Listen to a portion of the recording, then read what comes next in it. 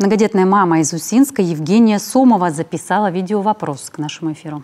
Посмотрим. Здравствуйте, меня зовут Евгения Сомова, я из города Усинска. Хотела бы задать вопрос, какие льготы предусмотрены для малоимущих семей в 2023 году? Льготы для малоимущих семей.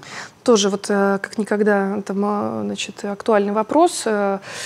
Нашим 56-м республиканским законом о государственной социальной помощи вообще предусмотрен весь порядок и механизм получения этой выплаты. Выплаты все у нас имеются. Никакие, как я говорила, уже выплаты не были отменены. Объясню порядок. Значит, у нас вообще статус малоимущей семьи, он назначается на 6 месяцев, на полгода. При получении такого статуса каждый член семьи, малоимущей семьи, получает вот такое социальное пособие в размере 649 рублей. Если семья с детьми, как правило, малоимущая семья имеет в составе детей, то дальше мы смотрим, возраст детей и число детей. Назначаем социальные пособия детские. Это в дополнение ко всем имеющимся уже, может быть, федеральным пособиям. В среднем, в зависимости от возраста, это от 1400 до примерно 3000 рублей. Это на каждого ребенка.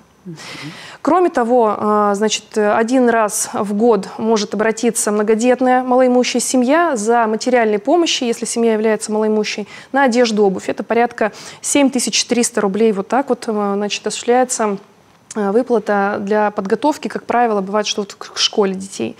Если в семье 2 детей, раз в 2 года эта выплата предоставляется. Если ребенок 1, соответственно, раз в 3 года.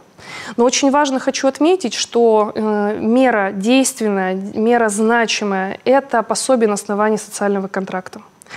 Эта мера поддержки реализуется по ряду направлений. Вот уже который год мы понимаем, что эта мера востребована, поэтому всех малоимущих граждан мы, конечно же, ориентируем всегда на такие активные формы работы с гражданами в рамках социального контракта и можем уже отметить сегодня позитивный результат.